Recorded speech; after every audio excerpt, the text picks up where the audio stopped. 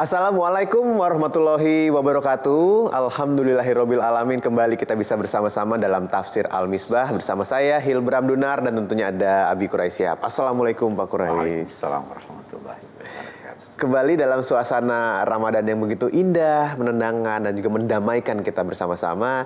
Kita akan mendengarkan tausiah dari Pak Quraish. Kali ini yang akan dibahas mengenai surah Al-Hujurat yang akan dimulai dari ayat ke-13. Seperti apa? Langsung saja kita dengarkan. Baik, auzubillahi minasyaitonirrajim. Bismillahirrahmanirrahim. Ayat kita ini menyangkut manusia dan kemanusiaan. Allah berfirman, "Ya ayyuhan nas, inna khalaqnakum min dzakarin wa untha wa ja'alnakum syu'uban wa qabaila lita'arafu." Ya ayyuhan nas, wahai seluruh manusia tanpa kecuali. Ya. Sesungguhnya kami telah menciptakan kamu dari bersumber dari seorang lelaki dan perempuan. Yang dimaksud di sini Adam dan Hawa. Itu satu. Bisa juga diartikan begini. Sungguhnya kami telah menciptakan kamu terdiri dari laki-laki dan perempuan. Terdiri. Kamu ini ada laki, ada perempuan. Nah, ada lagi yang menafsirkan zakar wal unsa asal kejadian manusia dari sperma dan ovum. Oh ya, betul. Yang penting laki-laki dan perempuan. Wa ja'alnakum syu'uban wa qabaila lita'arafu. Kami menjadikan kamu, biasanya diartikan syu'uban wa qabaila, berbangsa-bangsa dan bersuku-suku. Sebenarnya syu'ub itu, sya'ab itu bukan bangsa. Karena kebangsaan tidak dikenal pada masa turunnya Al-Quran. Oh. Kebangsaan itu baru dikenal di Eropa pada abad ke-17. Negara gitu maksudnya? Ya, negara bangsa itu baru dikenal. Yang dikenal itu puak, suku. Yang ya kan? Ya. Kelompok. Sudah ada kelompok, tetapi pengertian sebagai bangsa itu belum. Umat Islam baru mengenalnya ketika Napoleon masuk ke Mesir. Dia memperkenalkan bahwa kalian ini bangsa Mesir, bukan bangsa Turki. Dia ingin memecah belah antara orang-orang Mesir dengan orang Turki yang ketika itu dalam kekhalifahan Turki. Oke, yang penting kami jadikan kamu berbangsa-bangsa dan bersuku lita'arafu, agar supaya kalian saling mengenal. Kita mau lihat di sini. Saling mengenal itu cara untuk mencapai tujuan. Ya kan? Bagaimana mencapai tujuan bersama itu? Dengan saling mengenal, Anda bisa bertukar manfaat. Saya kenal Anda punya ini, Anda kenal saya punya ini. Oh, okay. Ya kan? Bertukar manfaat. Bantu membantu, isi mengisi. Itu. Tetapi untuk isi mengisi ini, saling mengenal ini perlu pengakuan. Anda harus mengakui eksistensi saya. Oh iya. Ya kan? Iya. Saya juga harus mengakui eksistensi Anda. Pengakuan ini melahirkan penghormatan. Anda akui saya, hormati dong saya. Saya punya budaya seperti ini, Anda punya budaya, saya hormati.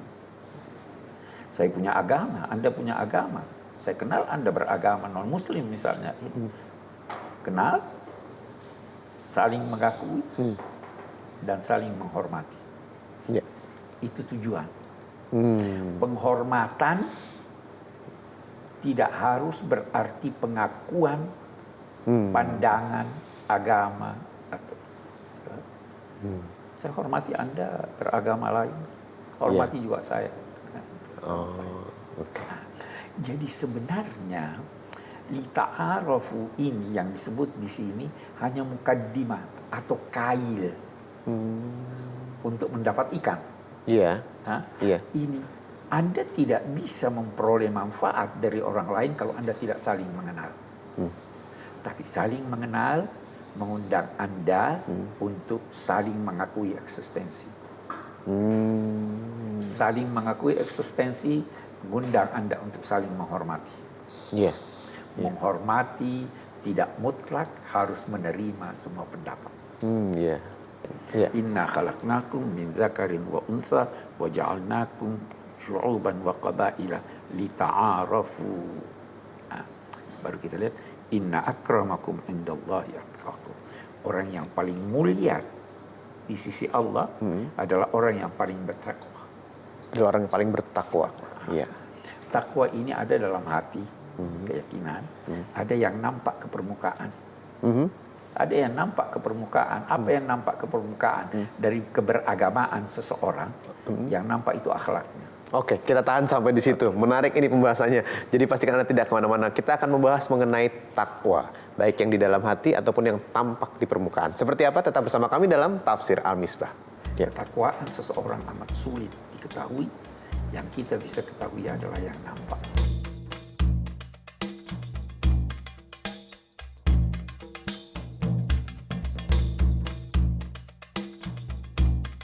Kembali lagi dalam Tafsir Al-Misbah. Tadi pada segmen sebelumnya Pak Quraish sudah menjelaskan dengan sangat indah, dengan penuh kedamaian, bahwa kita diminta untuk tetap saling menghormati kepada siapapun, apapun agamanya, bahkan yang tidak beragama sekalipun.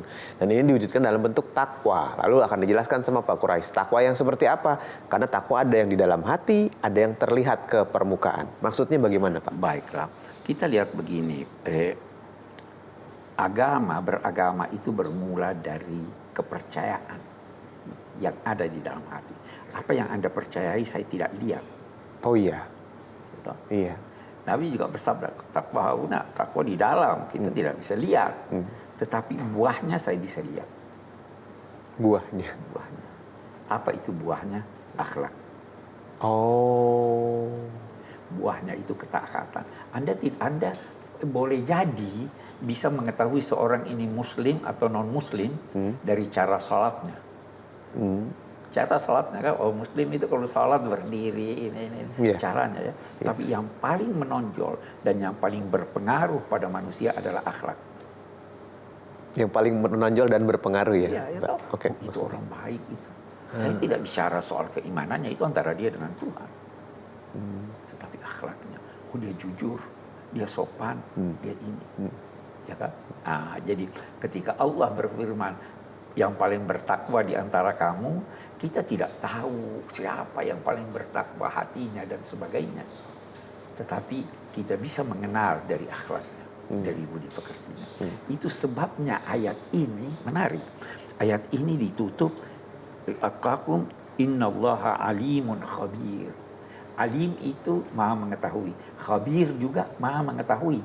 Bedanya apa? Kalau khabir itu mengetahui sampai sedetail-detailnya. Khabir. Khabir. Kalau alim mengetahui secara umum. Oh. Mengapa di sini dia katakan alim plus khabir? Karena hakikat takwa yang sebenarnya yang ada di dalam hati itu tidak semua orang tidak ketahui. Hanya Allah yang ketahui. Karena itu pula di dalam Al-Quran ada 3 kali Allah menggandengkan alim dan khabir. Tiga-tiganya itu menyangkut sesuatu yang tidak bisa atau amat sulit diketahui. Yang pertama, wa ma tadri nafsun bi ayyi ardin tamut. Tidak satu jiwa yang dapat memastikan di negeri mana dia mati. Anda tidak bisa tahu. Di mana? Iya. Ya toh? Iya. Yang kedua di sini. Soal takwa. Tentang takwa dan seseorang. Jangan, karena itu Allah berpesan la tuzakku anfusakum huwa a'lamu biman ittaqa. Jangan memuji dirimu. Dia yang lebih tahu siapa yang bertakwa. Lihat saja lahirnya. Yang ketiga itu di surat At-Tahrim ada rahasia Nabi sampaikan kepada istri beliau Aisyah dan Hafsah sambil berpesan jangan beritahu orang. Ada rahasia rumah tangga. Jangan beritahu orang. Rupanya dibocorkan oleh keduanya. Nabi bilang, bagaimana terus ditanya, siapa yang memberitahu kamu ini? Yang beritahu saya Al-Alimul Khabir, yang memberitahu saya Allah. Jadi hal-hal yang amat sulit untuk diketahui hakikatnya. Ya. Ketakwaan seseorang amat sulit diketahui. Yang kita bisa ketahui adalah yang nampak. Qalatil a'rabu amanna qul lam tu'minu. Al-a'rab, banyak orang salah faham. Dikiranya a'rab itu jamak Arab. Iya. Bukan. A'rab itu a'rabi. A'rabi. A'rabi itu penduduk gunung. Oh. Dimanapun kita bisa mendapat ada orang penduduk kota, Iya. ada orang penduduk pedalaman, Iya. itu budayanya sedikit berbeda. Oh iya. Iya ya. Iya. Nah, penduduk kota itu biasa tahu etika atau etiket ya. Biasa mereka itu ini yang diceritakan di sini. Qalatil a'rab. Orang-orang penduduk gunung itu berkata, amanna, kami telah percaya. Ini maksudnya yang di pedalaman Yang begitu di ya? pedalaman itu. Penduduk gunung Mereka itu yang tinggal jauh. di pegunungan, Iya, di iya. pedalaman, datang ke Madinah, menyampaikan pada Nabi, wahai Nabi Muhammad, kami sudah percaya. Qalatil a'rabu amanna, maka qul, wahai Nabi Muhammad, sampaikan kepada mereka, qul lam tu'minu, kalian belum beriman. Walakin qulu aslamna walamma yadkhulil imanu fi qulubikum. Tetapi sampaikanlah pada mereka bahwa hendaklah kalian berkata aslamna. Kami telah datang menyerahkan diri padamu. Iman itu di dalam hati. Ya. Kalian belum beriman sebenar-benarnya iman. Kalian baru datang menghadap ini kami, ya kan? Iya. Jadi sejak semula sudah dibedakan antara orang yang percaya, yang tulus hatinya, Iya. dengan orang yang hanya datang. Mereka ini datang kepada Nabi ada maksudnya. Oh. Nah, nanti kita baca di ayat ini. Oke, kita tahan dulu. Ini membuat kita semua ingin tahu tentunya apa maksudnya dari kaum-kaum yang dari gunung itu datang kepada Rasulullah untuk mengatakan bahwa mereka percaya. Nanti akan kita bahas lebih lanjut. Tetap bersama kami dalam Tafsir Al-Misbah. Amal perbuatan manusia yang baik, tetapi tidak tulus, nilainya berkurang di sisi Allah.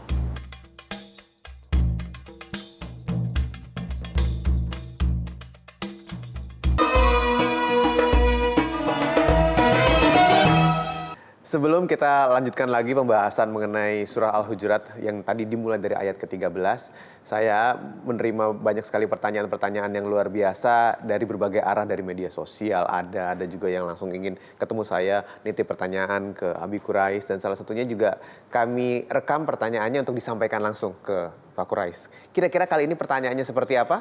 Kita lihat sama-sama, ini dia. Assalamualaikum Pak Quraish, saya mau nanya, apabila Allah menciptakan manusia itu derajatnya sama, lalu apa hikmahnya Allah menciptakan yang kaya dan yang miskin? Assalamualaikum warahmatullahi wabarakatuh. Ini mungkin mewakili pertanyaan Anda juga ya, dimanapun Anda berada yang menyaksikan program ini. Jadi pertanyaannya, Bi, apabila Allah menciptakan derajat manusia itu sama, lalu kenapa ada orang yang diciptakan kaya atau ditakdirkan kaya, ada yang miskin? Itu maksudnya bagaimana, Bi? Itu di dalam Al-Quran ada disebutkan dan dijelaskan oleh Allah. Kami yang membagi-bagi rezeki kepada orang. Membagi-bagi perolehannya menyangkut kebutuhan hidupnya. Untuk apa katanya? Supaya sebahagian bisa membantu sebahagian yang lain. Sebahagian bisa saling bantu-membantu. Kita berikan contoh dalam konteks kaya dan miskin. Bisa jadi dia kaya, tapi dia tidak kuat. Fisiknya? Fisiknya. Iya. Siapa yang harus angkatkan dia? Orang kaya yang lain tidak mau. Iya. Angkat barangnya gitu. Barangnya dia. Koper. Ada orang miskin Iya. yang kuat. Maka di sini saling bantu. Yang kaya memberinya upah, yang miskin memberinya kekuatan mengangkatkan barang. Iya. Jadi Iya. kalau semua sama, tidak akan terjadi bantu-membantu. Baik, kita lanjutkan lagi. Kita lanjutkan. Tadi jadi penduduk gunung ini berkata, amanah, belum. lam tu'minu, kalian belum beriman, walakin qulu aslamna, ucapkanlah kami datang menyerahkan diri, walamma yadkhulil imanu fi qulubikum, dan iman belum lagi masuk ke dalam hati kamu. Iman di dalam hati. Kamu baru ucapan. Nah, menarik.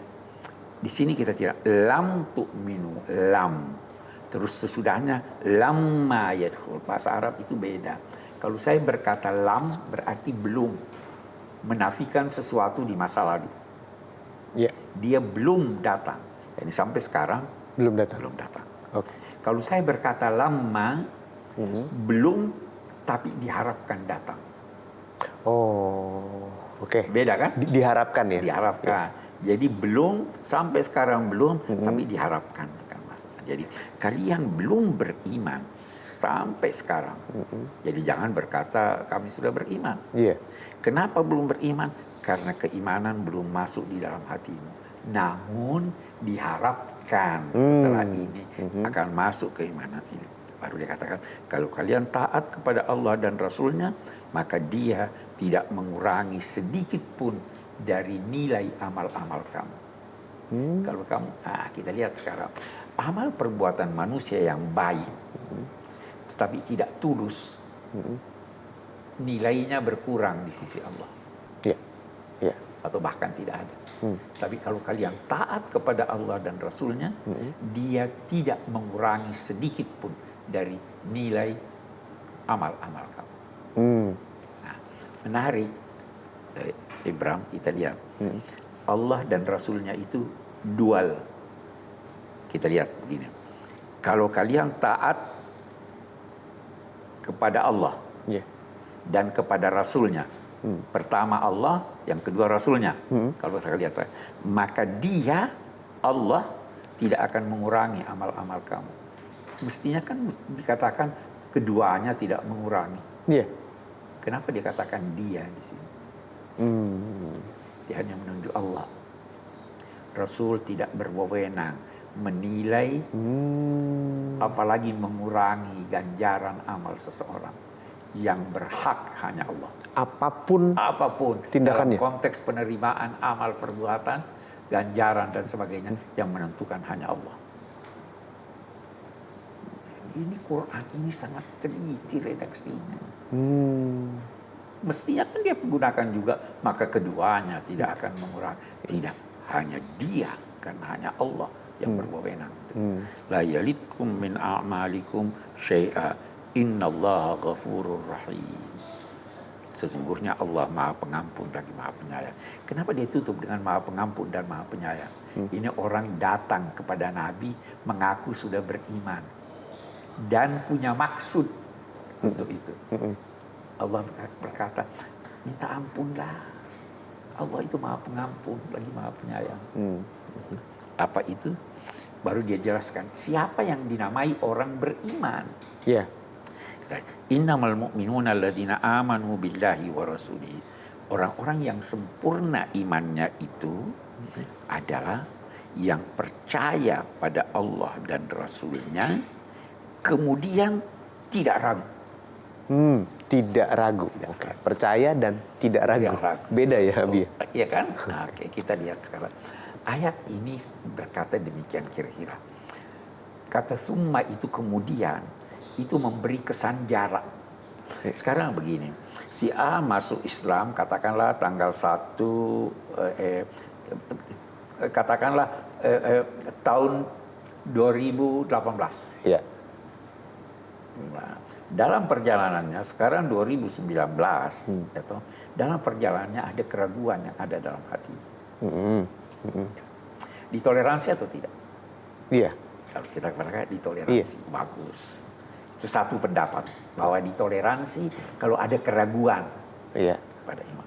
Yang kedua yang berpendapat begini, ini kata summa untuk menggambarkan bahwa betapapun sudah setahun dia beriman, sekarang 2019, dalam satu saat dalam setahun itu tidak sedikit pun terlintas dalam pikirannya keraguan.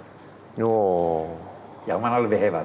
Yang kedua. Yang kedua. Itulah mukmin yang sejati. Oh. ya kan? Iya.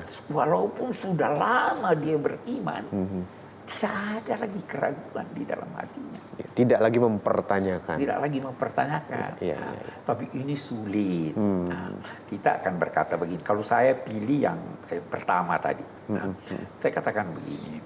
Sebenarnya keraguan itu pasti bisa muncul setiap saat. Iya. Tetapi jangan keraguan. Nah, di sini ada bedanya antara syak dan raib. Raib kita terjemahkan ragu. Syak ya bahasa Indonesia. Kalau raib itu syak yang mengandung buruk sangka. Ada buruk sangkanya nih. buruk sangka. Ragunya karena buruk sangka. Kita yang beriman ini pasti dalam perjalanan hidup kita ada tanda tanya. Iya, iya, iya. Ya kan? Iya. Itu sahabat Nabi ada yang berkata begini, wahai Nabi, terkadang terlintas dalam benak kami tanda tanya, kami takut mengucapkannya. Ya kan? Iya. Nabi berkata, oh kamu sudah rasakan itu? Sudah, itulah iman dalam tahap pertama. Pasti ada tanda tanya. Tetapi jangan tanda tanya itu diperturutkan. Nabi pernah memberi penjelasan, oh itu setan akan datang kepada kamu bertanya macam-macam. Iya. Nanti sampai pada satu tingkat, dia boleh jadi bertanya, siapa yang menciptakan Tuhan?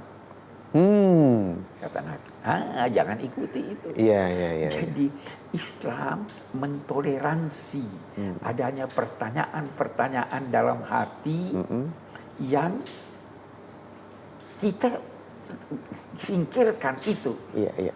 Nabi Ibrahim pada awal keimanannya itu demikian. Dia bertanya pada Allah, ya Allah, bagaimana tuh kamu menghidupkan yang mati ini? Iya, bener nggak sih bisa? Benar nggak? Datang dari mana ini? Iya, ditanya, apa kamu belum beriman? Dia jawab, sudah, tapi hati saya belum tentram. Iya.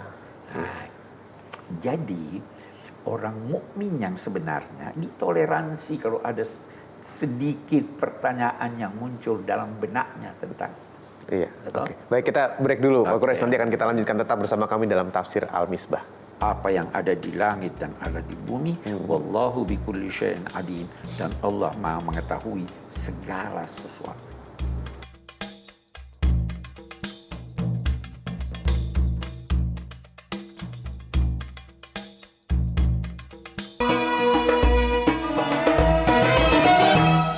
Bersama Pak Quraisy Shihab dan saya Hilbram Dunar, Anda menyaksikan Tafsir Al-Misbah. Kita lanjutkan lagi tausiahnya. Silakan.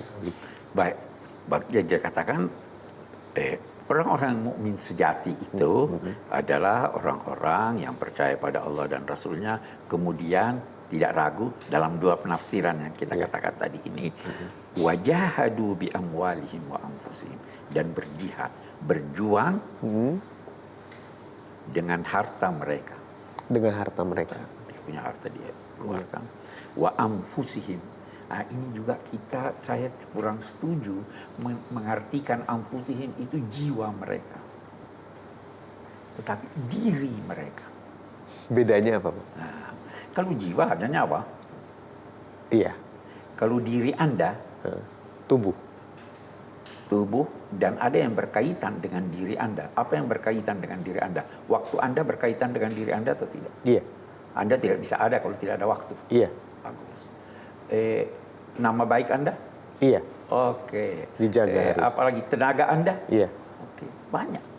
Jadi berjihad dengan harta mereka dan diri mereka. Kalau yang diperlukan tenaganya, dia berikan tenaganya. Kalau yang diperlukan waktunya, dia berikan waktunya. Kalau yang diperlukan nama baiknya, diperlukan.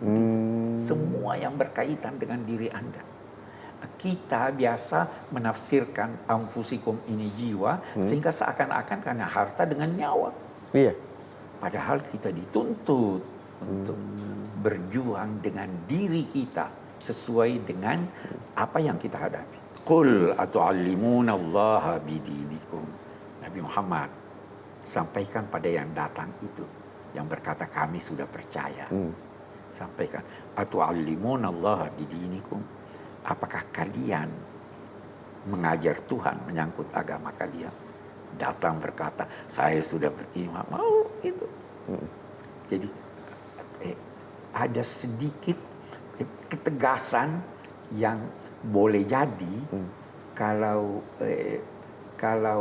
kita jujur akan merasa bahwa ini sebenarnya tidak pantas. Masa ngajar Tuhan? Iya. Dia tidak katakan di sini, apakah kalian memberitahu Tuhan? Apakah kalian mengajar Allah? Nah, itu sebabnya kita itu hendaknya ada bahasan ulama. Kalau ada yang bertanya pada Anda mukmin atau tidak? Iya, mukmin. Jawablah, mudah-mudahan saya dinilai mukmin. Masya Allah, ya. Mudah-mudahan saya dinilai mukmin. Ada ayat, wala tuzakku anfusakum wa a'lamu biman ittaqa. Jangan memuji dirimu. Allah yang lebih tahu siapa yang bertakwa. Ya kan? Atu'allimuna Allah bidinikum wa Allahu ya'lamu ma fis samawati wa ma fil ard. Dan Allah mengetahui secara terus-menerus. Di sini ya'lamu itu present tense. Ya kan? Ya. Sekarang dan akan datang. Masa kini dan akan datang. Masa kini dan masa depan. Terus menerus mengetahui apa yang ada di langit dan ada di bumi. Wallahu bikulli syai'in alim. Dan Allah Maha mengetahui segala sesuatu. Qul, katakan wahai Nabi Muhammad kepada mereka, la tamunnu alayya islamakum. Jangan menganggap keislamanmu itu adalah anugerah buat saya. Tetapi Allah yang memberi anugerah kepada kamu karena Dia telah memberikan kepada kamu petunjuk untuk beriman. Kalau memang kamu benar sudah beriman. Iya, kalau oke. Nah, jadi betapapun keimanan seseorang pada dasarnya adalah anugerah Allah. Pada dasarnya seorang memperoleh hidayat itu untuk dirinya.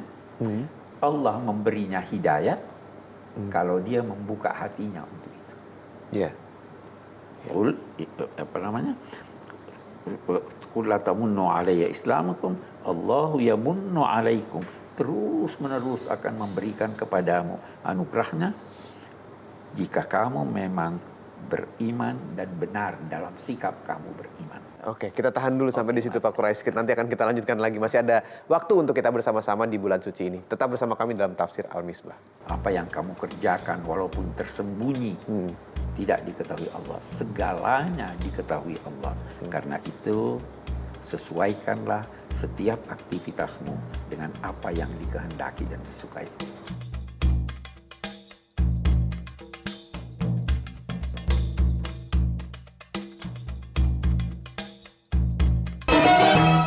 Kembali lagi dalam Tafsir Al-Misbah. Masih ada lagi tausiah yang ingin disampaikan oleh Pak Quraisy. Silahkan, Abi.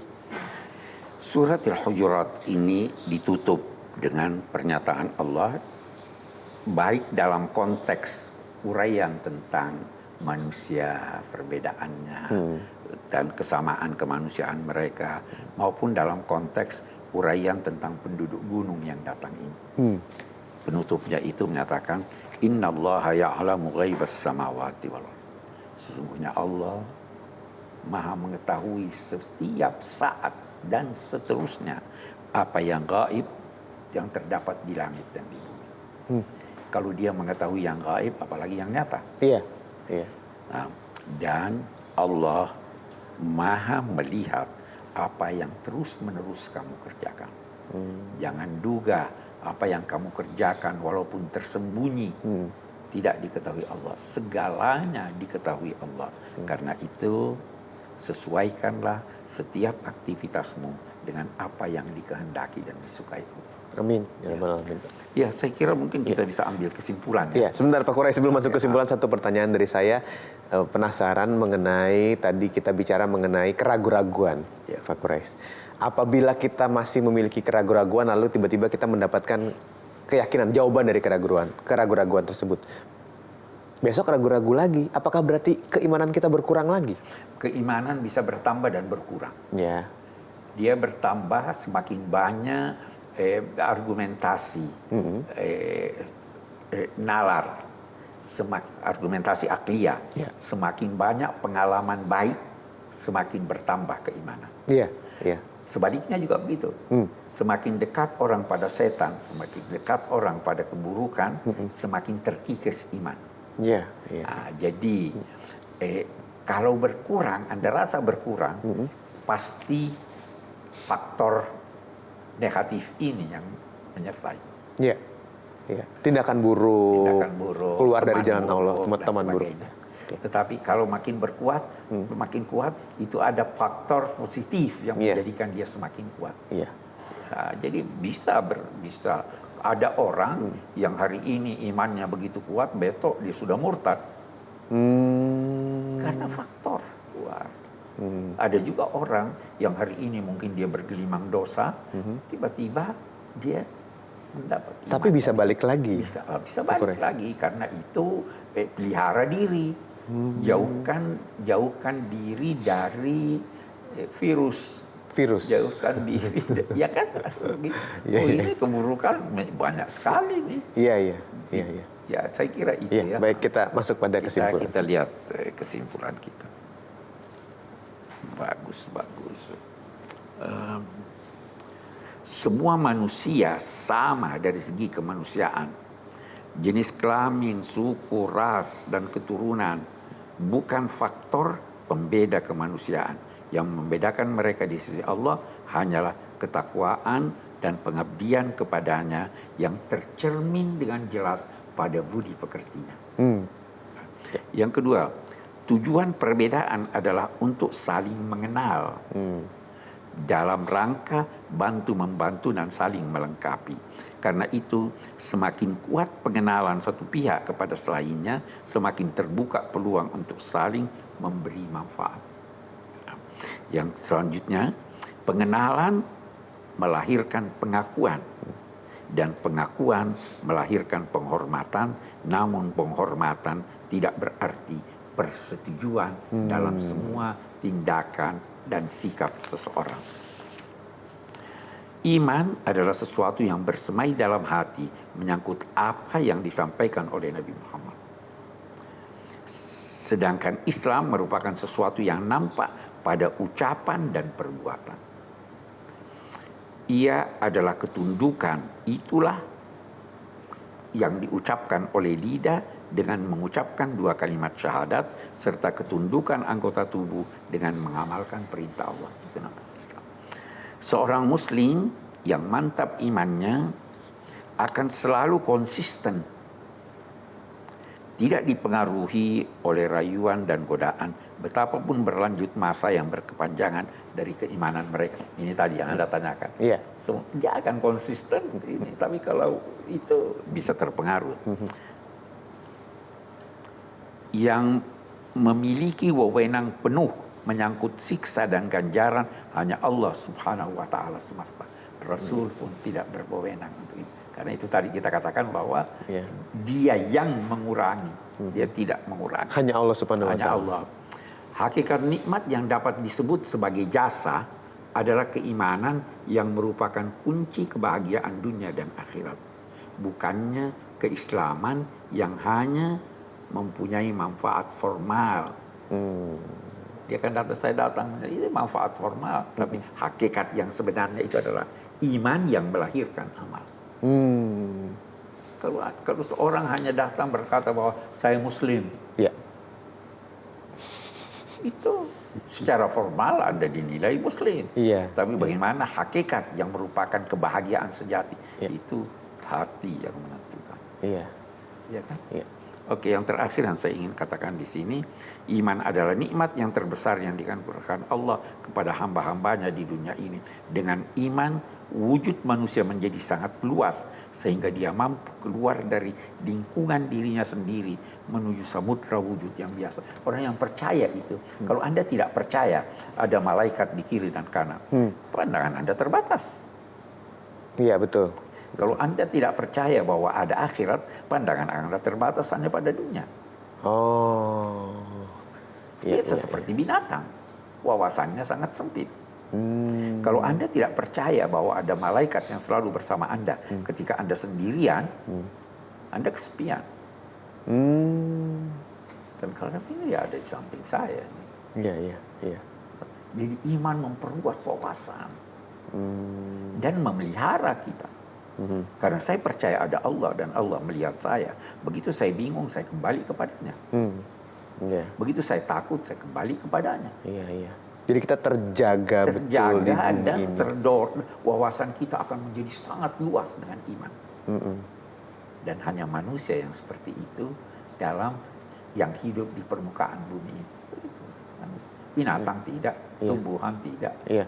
Kita yang luas. Makanya dikatakan bisa keluar dari diri kita. Kita keluar dari diri kita Dengan sendiri keimanan yang ini. wujud ini. Kita keluar. Kita keluar dari lingkungan kita. Kalau Anda hanya berada di sini, Anda hanya lihat tembok-tembok, alat-alat dan sebagainya. Betul. Tetapi kalau Anda beriman, Anda tahu bahwa di balik ini ada yang lain. Di balik hidup Di dalam ini, hidup nyata ini ada yang ada lain. yang lain. Ada yang lain. Sehingga saya harus memperhitungkan itu. Satu contoh di kalangan ini. Kalau Anda percaya ada malaikat Iya. yang lihat Anda, kira-kira Anda mau melakukan sesuatu yang buruk? Tidak. Boleh jadi ketika Anda melakukan sesuatu yang buruk, Anda terus ini dia ada nih, dia lihat saya nih, saya malu. Iya. Iya, iya, iya, iya.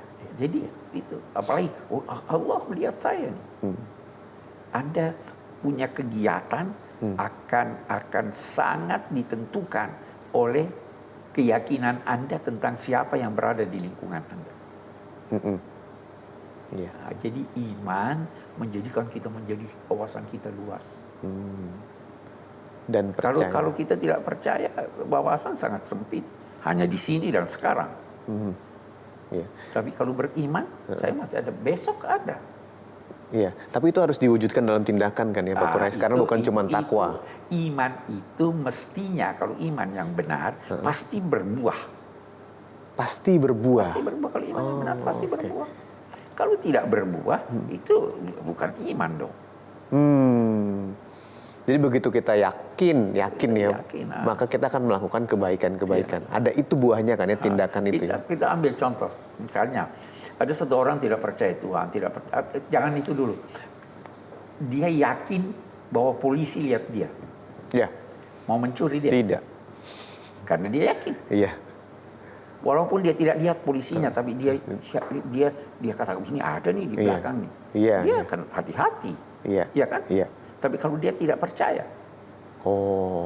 iman kepada Allah begitu, iman kepada malaikat begitu. Karena saya percaya, ini jangan nih. Jadi iman itu harus punya buah. Tanpa berbuah, dia tidak iman namanya. Iya, iya, iya. Nah, semakin kuat ini, buahnya semakin segar. Iya, baik. Terima kasih kalau gitu untuk tausiahnya kali ini. Luar biasa sekali apa yang sudah ditausiahkan oleh Pak Quraish kepada kita semua. Mudah-mudahan mendekatkan keimanan kita kepada kepercayaan yang lebih seyakin-yakinnya kepada Allah Subhanahu wa taala, sehingga kita menjadi orang yang sangat beriman. Amin ya rabbal alamin. Saya Hilbram Dunar mengucapkan terima kasih. Terima kasih Pak Quraish untuk tausiahnya. Insyaallah besok kita kembali bertemu dalam tafsir Al-Misbah. Wassalamualaikum warahmatullahi wabarakatuh.